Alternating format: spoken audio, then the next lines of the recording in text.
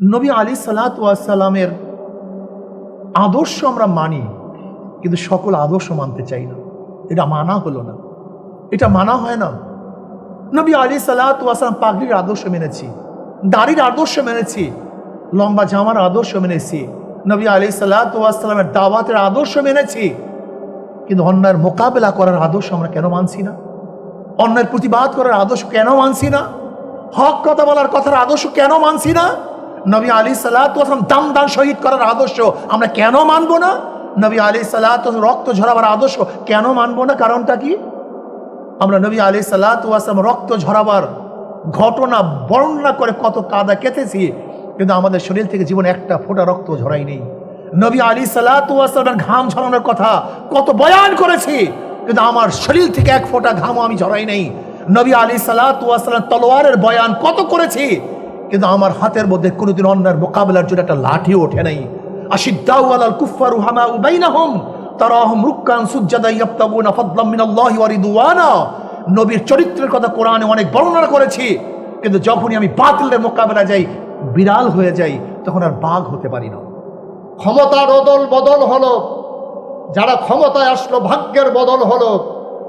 সেই ১৫০০ বছর আগে যখন ছিল না কোনো প্রাইমারি ইনস্টিটিউশন, যখন ছিল না প্রি প্রাইমারি নৈশ শিক্ষা গণশিক্ষা, ছিল না উচ্চ বিদ্যালয় মাদ্রাসা কওমিনা আলিয়া, ছিল না যখন কোনো ইউনিভার্সিটি, ছিল না রাষ্ট্রীয় অবকাঠামো, ১৫০০ বছর আগে সেই মানুষটি যদি অন্ধকার থেকে মানুষকে আলোতে নিয়ে আসতে পারে, ৪৭ থেকে ৭১ থেকে ২৫ ক্ষমতার অদল বদল হলো, ভাগ্যের বদল হলো না মানুষের।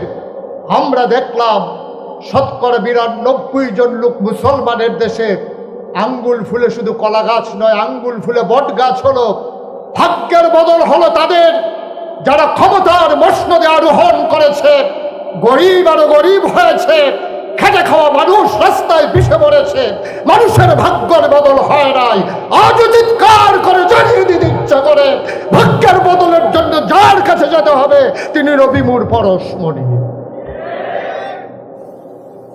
আমি নবী আলী সাল্লাতু ওয়াস সালামের সিরাত সম্পর্কে যথেষ্ট যথাযথ আলোচনা করতে পারবো না। শুধু আমি এতটুকু আপনাদেরকে মেসেজ দিতে চাই, নবী আলী সাল্লাতু ওয়াস সালাম দুনিয়াতে এসেছেন কেন? এখানে শিক্ষিত সমাজ আছেন, জ্ঞানী গুণী আছেন। নবী রসুলগণ দুনিয়াতে এসেছেন কেন? এদের কাজটা কি? কম্পিউটার আবিষ্কার করার জন্য?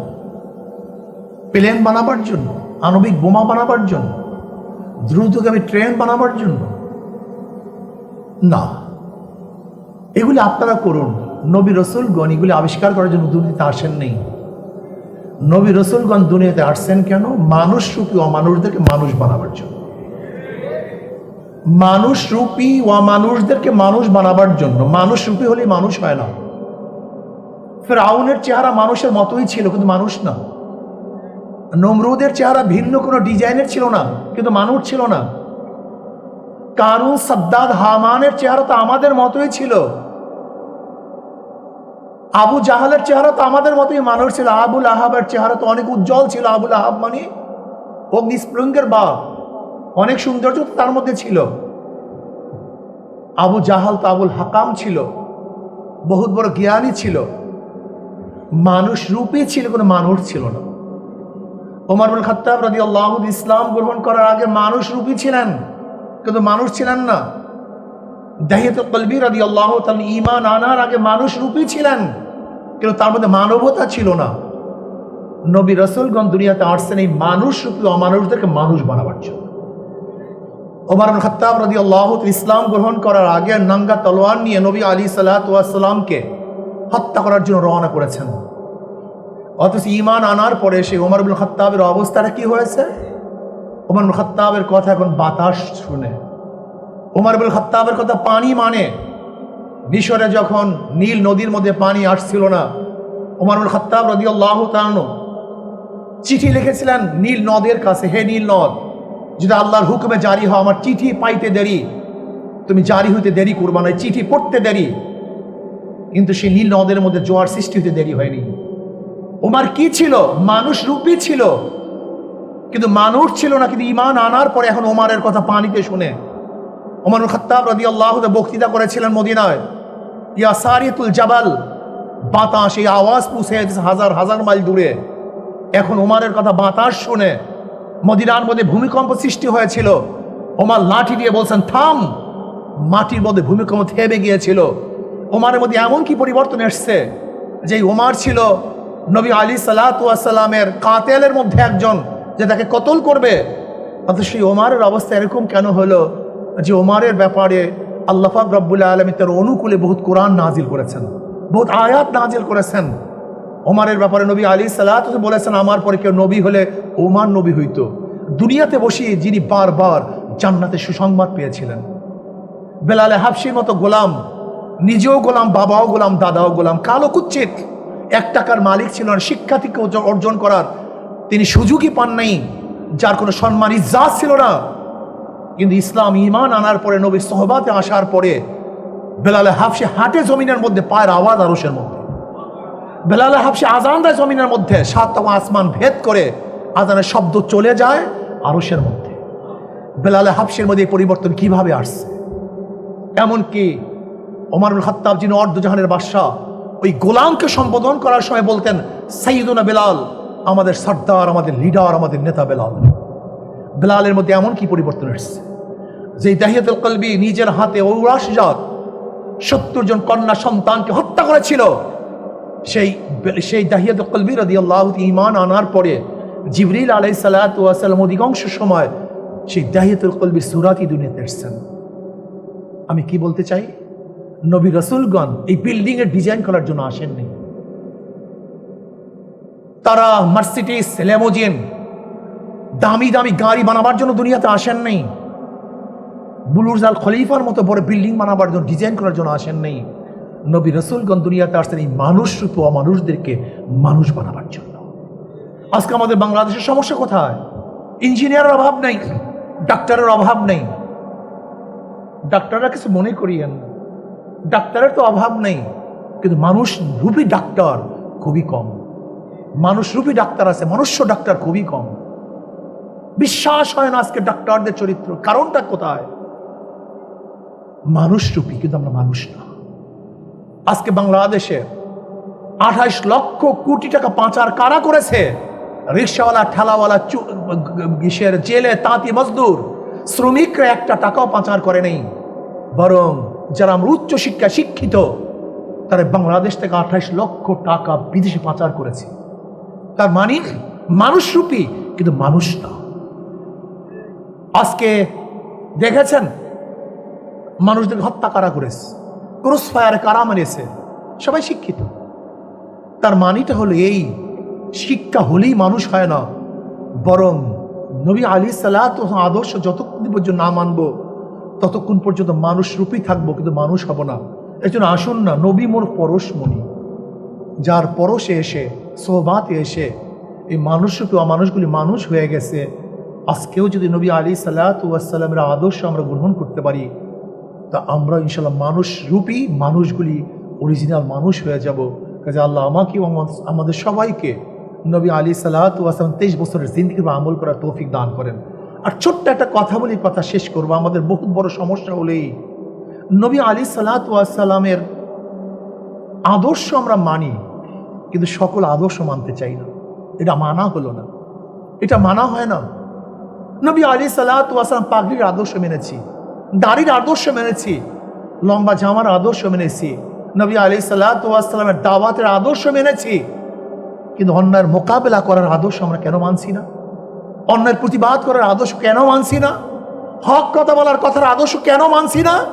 নবী আলাইহিস সালাতু ওয়াস সালাম দাম দান শহীদ করার আদর্শ আমরা কেন মানবো না? নবী আলাইহিস সালাতু ওয়াস সালাম রক্ত ঝরাবার আদর্শ কেন মানবো না? কারণটা কি? আমরা নবী আলাইহিস সালাতু ওয়াস সালাম রক্ত ঝরাবার ঘটনা বর্ণনা করে কত কাদা কেটেছি, কিন্তু আমাদের শরীর থেকে জীবনে একটা ফোঁটা রক্ত ঝরাই নেই। নবী আলাইহিস সালাতু ওয়াস সালামের ঘাম ঝরানোর কথা কত বয়ান করেছি, কিন্তু আমার শরীর থেকে এক ফোঁটা ঘামও আমি ঝরাই নেই। নবী আলাইহিস সালাতু ওয়াস সালাম তলোয়ারের বয়ান কত করেছি, কিন্তু আমার হাতের মধ্যে কোনোদিন অন্যায়ের মোকাবেলার জন্য একটা লাঠিও ওঠে নাই। আশিদ্দাউ আলাল কুফফারি রুহামাউ বাইনাহুম তারাহুম রুক্কান সুজ্জাদা ইয়াবতাগুনা ফাদলাম মিনাল্লাহি ওয়া রিদওয়ানা নবীর চরিত্রের কথা কোরআনে অনেক বর্ণনা করেছি, কিন্তু যখনই আমি বাতিলের মোকাবেলা যাই, বিড়াল হয়ে যাই, তখন আর বাঘ হতে পারি না। আজীব এক মানুষ। আমরা স্টেজে বয়ান করি নবীর আদর্শ নিয়ে, কিন্তু আমার মধ্যে নবীর আদর্শ বলতে কিছুই থাকে না। এটা দিন না। আমি মনে করি মা আতাকুম রাসূল ফাখুযুহু ওয়া মা নাহাকুম আনহু ফান্তাহু। নবী আলাইহিস সালাতু 23 বছরের জিন্দেগি নিয়ে আমাদের চিন্তা করতে হবে, সে আমল করতে হবে। এইমাত্র যে বলেছেন এক বক্তা যে কোরআনের মধ্যে যাহা কিছু আদেশ ছিল নবী পালন করেছেন, যাহা কিছু নিষেধ ছিল সব বর্জন করছেন। এইটাই নবীর আখলাক, এইটাই নবীর চরিত্র। আল্লাহ নবী আলাইহিস সালাতু ওয়াস সালামের গোটা চরিত্রের আমল করার তৌফিক দান করেন। ধরে নেন ডাক্তার আবিদ হুসাইন সাহেব আজকে নবী সিরাত লিখেছেন। এই সিরাতের মধ্যে নবীর যুদ্ধের হাজার ঘটনা নিয়ে আসছেন, কিন্তু তার কাছে প্রশ্ন করেন আপনার মনের মধ্যে যখন লিখেছেন একদিন যুদ্ধ করতে মনে চাইছে কিনা? প্রশ্ন করেন মনের কাছে। আমি লিখেছি যুদ্ধের ইতিহাস, কিন্তু আমি কি একদিন যুদ্ধ করার স্পৃহা আমার মধ্যে আসছে কিনা? আমার তো সমস্যা এখানে। আমি সেখানে একদিন বয়ান করতে গেলাম এক মাদ্রাসায়। মুহাদ্দিস সাহেব আমার পাশে, তিনি মুহাদ্দিস সানি কিতাবুল মাগাজি পড়ায়। আমি বললাম ভাই আপনি কিতাবুল মাগাজি পড়ান, যুদ্ধ বিগ্রহের বয়ান করেন, হাদিসের মধ্যে পড়াইতেছেন বুখারীর মধ্যে, কিন্তু আপনি স্বীকার করেন, আপনি বুকে হাত দিয়ে বলেন আপনার মধ্যে একদিনও যুদ্ধের স্পৃহা আসছে কিনা? আমাদের সমস্যা এখানে। আমরা লিখি, বয়ান করি, বয়ান করতে তো ভালো লাগে, কিন্তু এই আদর্শ আমার মধ্যে আসে কিনা একদিন আমি চিন্তা করি না। আমাদের সমস্যাই আজকে অন্যের মোকাবিলা করতে গিয়ে নবী আলাইহিস সালাতু ওয়াস সালামের সেই শিয়াবে আবু তালেবের মধ্যে 3 বছর অবরুদ্ধর আলোচনা তো জীবনভর করি, কিন্তু আমিও কি অন্যের মোকাবিলা করতে গিয়ে একদিন অবরুদ্ধ হয়েছে কিনা এই চিন্তা একদিনও করি না। কাজে আসুন না, যা লেখছি তা বাস্তবায়ন করি। আল্লাহ আমাকেও যা পড়ছি তা বাস্তবায়ন করার তৌফিক দান করেন। আমা আলাইনা ইল্লাল বালাগ। আসসালামু আলাইকুম। আজকের আয়োজনে উপস্থিত আছেন সম্মানিত মেহমান বৃন্দ, যারা পীর সাহেব চরমোনাই বাংলাদেশের ক্রান্তি লগ্নে সত্যিকার অর্থেই যিনি রাহাবারের ভূমিকা পালন করছেন, পথ হারাই মানুষগুলোকে পথের দিশা দেওয়ার জন্যে দিবারাত্রি যিনি টেকনাফ থেকে তেঁতুলিয়া, রূপসা থেকে পাথুরিয়া, বাংলার প্রতিটি জনপদ, সে অজপাড়াগা নিবৃত পল্লী থেকে শুরু করে রাজধানীর রাজপথ যিনি কাঁপিয়ে দিচ্ছেন, মুফতি সৈয়দ মোহাম্মদ রেজাউল করিম। আজকের দাওয়াতি মেহমান বাংলাদেশ জামাত ইসলামের সম্মানিত আমির, যিনি অসুস্থতার কারণে আজকে উপস্থিত হতে পারেননি, অন্ধকার থেকে যিনি মানুষকে আলোর দিশা দেওয়ার জন্যে দাঁড়িয়ে দাঁড়িয়ে মানুষকে আহ্বান জানান, দাঁড়ানো থেকে যে তিনি যখন বসে পড়েন তখনও তার কণ্ঠরোধ হয়নি, বসে বসেও যিনি জাতিকে পথ নির্দেশনা দিচ্ছেন। এবং আজকে উপস্থিত হওয়ার কথা ছিল গণপ্রজাতন্ত্রী বাংলাদেশ সরকারের মাননীয় ধর্ম উপদেষ্টা ডক্টর আফম ও খালিদ হোসেন সহ উপস্থিত অন্যান্য মেহমান বৃন্দ। মঞ্চে যারা উপস্থিত আছেন সবার নাম নিতে গেলে তালিকা দীর্ঘ থেকে দীর্ঘতর হয়ে যাবে, বিধায় আমি নাম নিতে পারলাম না বলে দুঃখবোধ প্রকাশ করছি। যে উদ্দেশ্যে আজকের আয়োজন, আপনারা যে আয়োজনকে কেন্দ্র করে একীভূত হয়েছেন, শত ব্যস্ততার মাঝেও ছুটির একটি দিনে ছুটির আমেজ নিয়ে সময় কাটাতে যায় যখন পরিবারের সাথে, সেই ভালোবাসাকে বিসর্জন দিয়ে যে মানুষটির প্রতি ভালোবাসা প্রদর্শনের জন্য ছুটে এসেছেন, যে মানুষটি ১৫০০ বছর আগে অন্ধকার অমানিসায় হেরার রশ্মি নিয়ে সেই জাহেলিয়াতের জামানায় আগমন করেছিলেন। ১৫০০ বছর আগে মানুষগুলো ছিল যখন বর্বর, বেদুইন, যাযাবর, মূর্খ, সভ্য, যিনি তাদেরকে বানালেন সুসভ্য, আধুনিক, সুশীল, ভদ্র, আল্লাহওয়ালা, পরহেজগার মানুষে, যার নামে যার স্মরণে আজকে কিতাব রচনা হয়েছে, ডক্টর মোহাম্মদ আবিদ হোসেন, যিনি সাধারণ শিক্ষায় শিক্ষিত, জেনারেল শিক্ষায় শিক্ষিত হওয়ার পরেও নবী প্রেম বক্ষে ধারণ করে সত্যিকার অর্থেই যিনি বইয়ের নাম রেখে দিয়েছেন নবী মোর পরশমণি। যে মানুষটি এসেছিলেন ১৫০০ বছর আগে, তিনি এসে দেখলেন সভ্যতার লেশ মাত্র নেই, অন্ধকারের মাঝে হারিয়ে গেছে গোটা মানবতা। যেখানে নারীর ইজ্জত নেই, নারীর সম্মান নেই, নারীর অধিকার নেই, যেখানে মানুষে মানুষে ভেদাভেদ কালোয় আর ধোলয়, যেখানে মানুষে মানুষে ভেদাভেদ মালিক আর কর্মচারীর মাঝে, যেখানে গোষ্ঠী প্রথা প্রবল, যে মানুষগুলো রাস্তার মোড়ে দাঁড়িয়ে থাকতো লাঠিসোঁটা নিয়ে মানুষের সম্পদ লুণ্ঠন করার জন্যে, তিনি আসলেন, পথের দিশা দিলেন। 23 বছর নবুয়তের জিন্দেগি পার করে তিনি যখন বিদায় নিলেন, পশ্চিমা বিশ্বের মনীষীরা দেখলেন যে মানুষগুলো দাঁড়িয়ে থাকতো রাস্তার মোড়ে ডাকাতি করার জন্য লাঠিসোঁটা নিয়ে, আজও মানুষগুলো রাস্তার মোড়ে দাঁড়িয়ে থাকে লাঠি নিয়ে। আগে দাঁড়িয়ে থাকতো ডাকাতি করার জন্যে, এখন দাঁড়িয়ে থাকে কেউ ডাকাতি করে কিনা পাহারা দেওয়ার জন্য। এ আমূল পরিবর্তন ঘটিয়ে দিলেন যে মানুষটি। আল্লাহ তাবারক ওয়া তাআলা 23 বছরের হায়াতে জিন্দেগিতে যে কোরআনকে নাজিল করে দিলেন, কোরআনুল কারীমের এমন একটা আদেশ নাই যেটা আমার নবীর জীবনে নাই। কোরআনের এমন একটা নিষেধ নাই যেটা আমার নবীজি ছেড়ে দেন নাই। তার সুরত, তার সিরত, তার চরিত্র এবং তার নমুনা ছিল অপূর্ব এক সমন্বয়, যেন সোনার মাঝে সোহাগা। তিনি দেখতে যেমন ছিলেন, তার চরিত্র ছিল তেমন উত্তম, এবং সকল মানুষের জন্য তার চরিত্র ছিল আদর্শ, আজও আছে।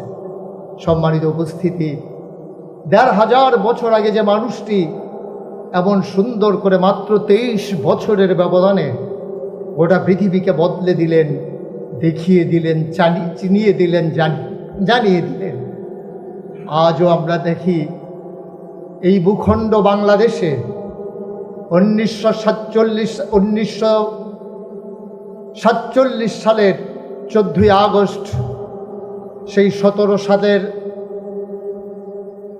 আম্রকাননে, পলাশীর আম্রকাননে নবাব সিরাজউদ্দৌলাকে পরাজিত করে 1757 সালের 23শে জুন যেমন করে বাংলার সূর্য অস্তমিত গিয়েছিল, আর 1947 সালের 14ই আগস্ট ভারত উপমহাদেশ থেকে ইংরেজেরা যখন বিদায় হলো, এই ভারত উপমহাদেশটা দুটা ভাগ করা হলো, পাকিস্তান এবং হিন্দুস্তান। পাকিস্তান ছিল 2 অংশে বিভক্ত, পূর্ব পাকিস্তান, পশ্চিম পাকিস্তান।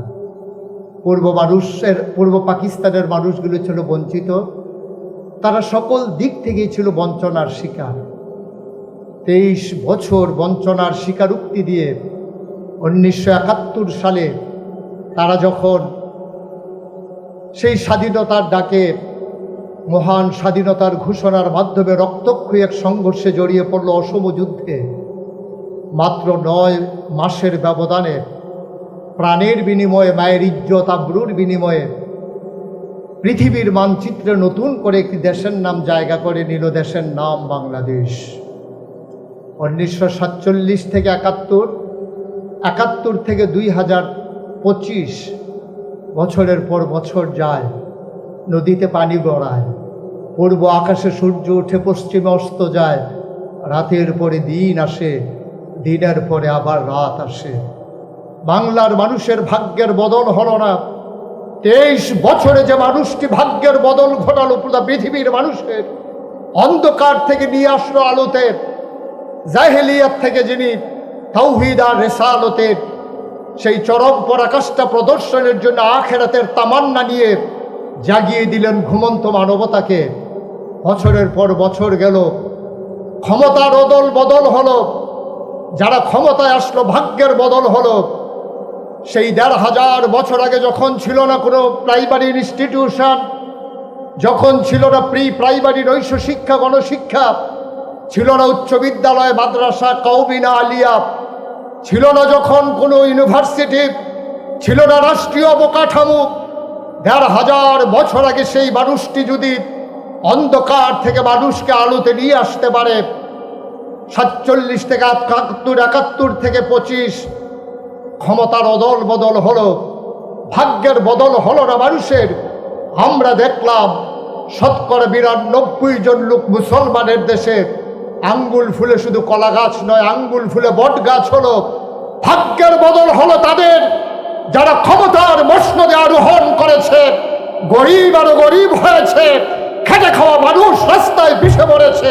মানুষের ভাগ্যের বদল হয় নাই। আজ চিৎকার করে জানিয়ে দিতে ইচ্ছা করে, ভাগ্যের বদলের জন্য যার কাছে যেতে হবে তিনি রবি মুর পরশমণি।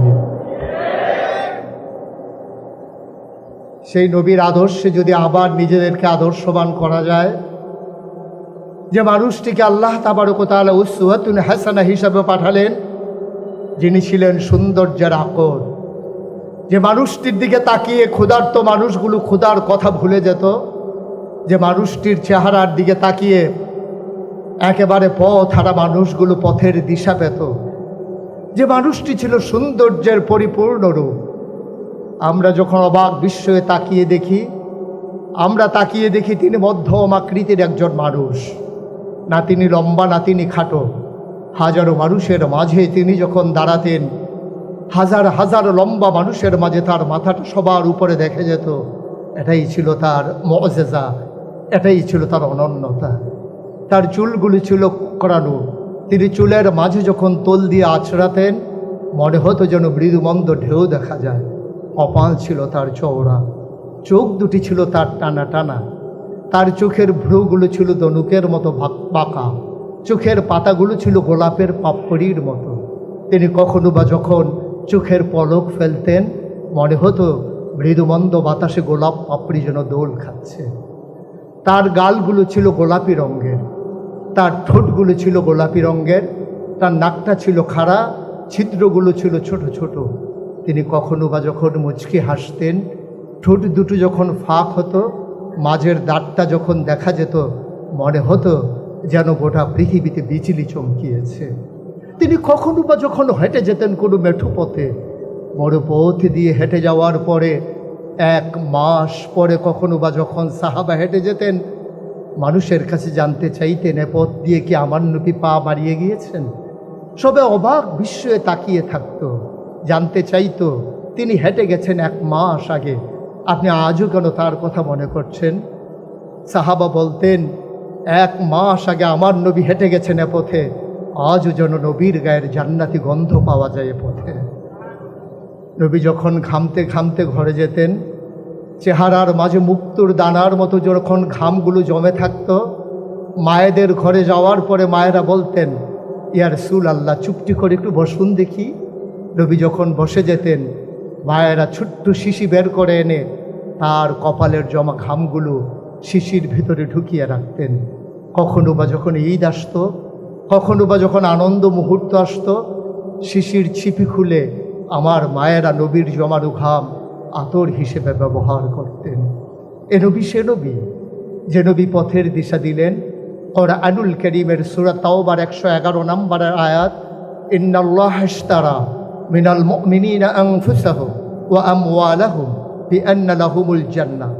যার দৃষ্টিকোণ থেকে তার জীবনকে তিনি সাজিয়ে নিলেন, তার জীবন, তার মরণ, তার চাওয়া পাওয়াগুলোকে আল্লাহর রাহে যিনি বিলিয়ে দিলেন, তিনি তো সেই নবী যার বিদায় লগ্নে আল্লাহ তাবারক ওয়া তাআলা গোটা মানব জাতির জন্য রেখে বলে দিলেন, আল-ইয়াওমা আকমালতু লাকুম দীনাকুম ওয়া আতমামতু আলাইকুম নি'মাতি ওয়া রাদিতু লাকুমুল ইসলাম দীনা। তিনি সেই নবী যিনি শুধু মানুষের নবী নন, তিনি শুধু পরশমণি নন, তিনি নবী আমার, তিনি সকলের জন্য নবী। আমরা তাকে খাটো করব না এইভাবে তিনি শুধু মুসলমানের নবী ছিলেন না, তিনি গোটা মানব জাতির নবী, তিনি সমস্ত মাখলুকাতের নবী। যেখানে আলহামদুলিল্লাহ রাব্বিল আলামিন, সেখানে নবী হচ্ছেন ওমা আরসালনাকা ইল্লা রাহমাতাল লিল আলামিন। আল্লাহ যখন সকল জায়গায় রব, নবী জয়গর তখন সকল জায়গায় রহমত। আজকে মঞ্চে যারা, সামনে যারা, সবাই সে নবীর আদর্শকে বক্ষে ধারণ করে 56,000 বর্গ মাইলের এই বাংলাদেশকে, 18 কোটি মানুষের এই বাংলাদেশকে নবীর আদর্শে যখন আদর্শে উজ্জীবিত করতে চায়, যখন এই মানুষগুলো 24-এর সেই পরিবর্তনের পরে আবার মানুষগুলোকে নতুন করে সাজাতে চায়, তারা সাজাতে দেয় নবীর আদর্শে। যেমন করে 1,500 বছর আগে নবী সাজিয়েছিলেন মক্কা মুকাররমায়, মদিনা মুনাওয়ারায়, আমরা বাংলাদেশকে সাজাতে চাই নবীর আদর্শে উজ্জীবিত হয়ে। আসুন সবাই মিলে আমাদের ধারণা হোক, আমাদের চিন্তা হোক, আমার চেতনা সারিত হোক, আমরা উজ্জীবিত কণ্ঠে সবাই মিলে চিৎকার করে জানিয়ে দেই, নবীর আদর্শের বাইরে কোনো আদর্শ বাংলার মুসলমান মেনে নেবে না, নিতে পারে না। আর এই আদর্শ বাস্তবায়ন করার জন্যে সকল জায়গায়, সকল সময়ে, সকল অবস্থানে যেমন করে আমরা ছিলাম, যেমন করে আমরা আছি, আমরাই অতি ভবিষ্যতে থাকবো ইনশাআল্লাহ। কখনো এই মাথা নত হতে পারে না। শির দিতে পারি, কিন্তু আমরা সে আমাবা বিক্রি করে দেব না। ইসরাবে রঙ্গ বুকু গুলিস্থা সমঝা হেতু আহে নাদন কক্ষকু আসিয়ান সমঝা হেতু। পাশ্চাত্যের সেই ধ্বজাধারী মানুষের কাছে নীতি বিক্রি করে দেব না। নীতি সেই অবিয় আদর্শ নিয়েই বেঁচে থাকতে চাই, যেমন করে অতীত পূর্বপুরুষেরা তারা আদর্শ নিয়েই দুনিয়া থেকে বিদায় হয়েছেন, আমরা এমন করেই বিদায় নিতে চাই। শেষে শুধু একথা বলে জাগিয়ে দিতে চাই, ঘুমিয়ে ঘুমিয়ে আর একটা মুহূর্ত কাটিয়ে দেওয়ার সময় নেই। সময় এসেছে একীভূত হওয়ার, সময় এসেছে ভেদাভেদ ভুলে সবাই এক পতাকা তলে এসে নিজে ঐক্যবদ্ধ পাঞ্জা লড়ার, জানিয়ে দেওয়ার সময় এসেছে। ঘুমিয়ে ঘুমিয়ে আর নয়। কবি ফররুখ যেমন করে জানিয়েছিলেন, কত যে আধার পর্দা পাড়ায়, ভোর হলো জানি না তা, নারঙ্গী বনে কাঁপছে সবুজ পাতা। দুয়ারে তোমার 7 সাগরের জোয়ার এনেছে ফেনা, তবু তুমি জাগলে না, তবু তুমি জাগলে না। আসুন জেগে উঠি, আসুন গর্জে উঠি, হলরুমে নয়, রাজপথে, রাজদারিতে, অজপাড়া গায়ে চিৎকার করে জানিয়ে দিতে হবে, আমরা ছিলাম, আমরা আছি, আমরাই থাকবো ইনশাআল্লাহ।